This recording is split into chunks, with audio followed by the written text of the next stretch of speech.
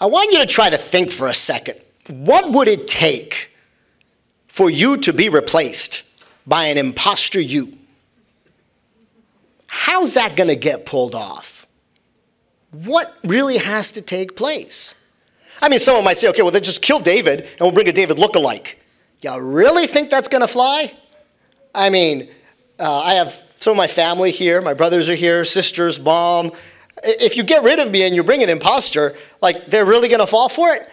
And they're just going to be like, oh, yeah, okay, that's David now. Or do you think one of them, maybe just one of them, will say something? That's not David. And then there's other people here that know me. And some of you don't even know me that well, but you've heard me speak and you know some things about me. And you might say, there's something really strange there. And how would it get pulled off? You know, it would be very difficult.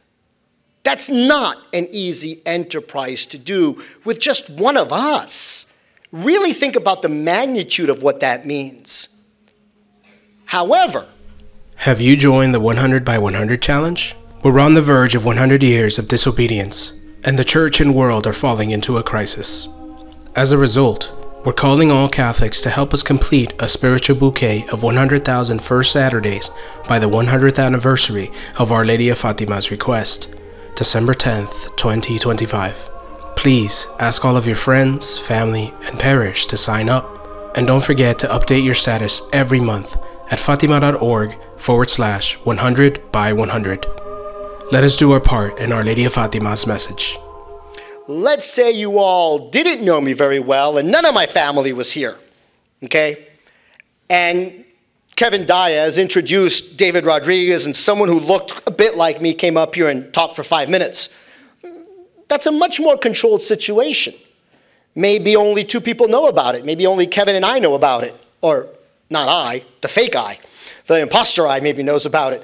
And I come up here and I do it. And it's a very controlled, limited situation. Or maybe we just shake hands for some pictures. A little photo op, right? So if you have a few instances, planned, well-crafted, well-controlled, that a few people could really have direct access to all the players, and you can bring out an imposter for a little while to give a certain face to your new narrative. That I think you could pull off, especially if you're very powerful people. So that's the distinguishing. If someone tells me, and really, with all the evidence I think that's out there, if you look at it, that's about the most you can advance.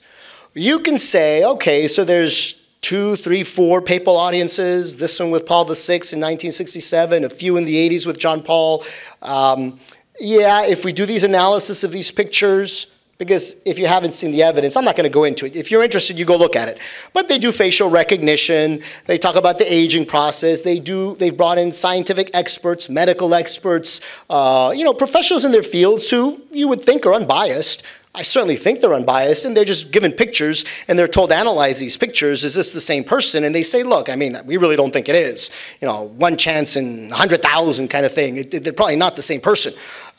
So then you have reason to believe that the person presented in those pictures are not the same. So then you say, okay, where'd those pictures come from? They came from limited engagements, controlled engagements. In those situations, there could have been a Sister Lucia that was an imposter. It's reasonable. And it does fit the narrative, and it does fit the plan. Do we know for certain? Well, no, not really. Like I say, it is though very credible. And unless there was a lot of evidence on the counter side to say, no, look, all the facial recognition stuff you did, it is the same person. Now, that doesn't exist, and no one's done that. So until someone would even try to do that, it does seem like the evidence is saying these two were different. But it's very, very limited. What happens is, I think, when people believe that and say, oh, so there was an imposter on these 3 or 4 occasions, then everything spins out of control. Because then you start getting all these other theories that are completely unsubstantiated by any shred of evidence whatsoever. And that's what Father Gruner was warning us about. Then people begin to say, oh, well, we haven't had a real picture of Lucia since about 1960 when she got silenced. Well, that makes sense. If they silenced her in 1960, they never really let her maybe make another public appearance. Maybe we never got another picture of her. But just because we don't have a picture of you and you're a cloistered Carmelite nun that lives behind the double grill and it's very difficult to get access to you because the Vatican has made it so, doesn't mean that you're dead, for example, or doesn't mean that you've been replaced on a permanent 24/7 basis by a different person. And that's where people go to. You begin to hear all kinds of crazy things. You begin to hear, oh, in 1960, Sister Lucia died, and her body was hidden somewhere, and she was assassinated, and it was all part of the Vatican II plot. Or if they don't go that far, then they start saying, well, who assassinated her? And then you can, then sky's the limit on your conspiracy theories.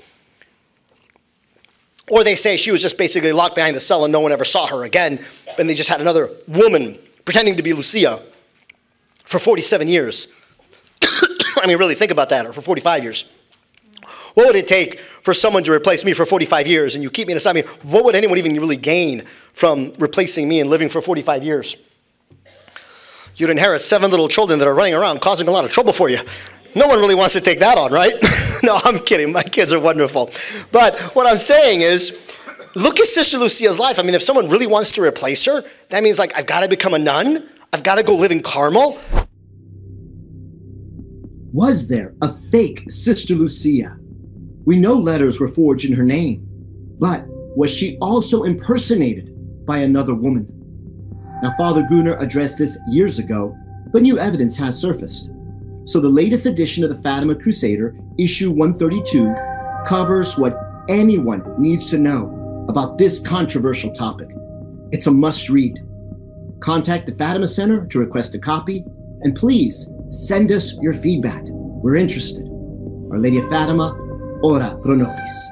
I mean, money's not the answer here because I'm not getting money. I got a vow of poverty, so I can't go around spending money. I'm not getting fame and power. I'm stuck in a cell all day long. No one really ever sees me. Like, who would really stand to gain from imposturing Sister Lucia for 47 years or 45 years? That's why I say if you really start following through, you begin to see how sort of preposterous this is. And then I've even heard other things, that she died back in the 1940s and that she got sick. I mean, it just seems like the lies just keep growing and the crazy imagination keeps going wilder, which is, of course, a sign of the devil, this disproportionate reaction to the evidence, no longer reasoned, no longer well-balanced. And then you get the other things that really attack the message of Fatima.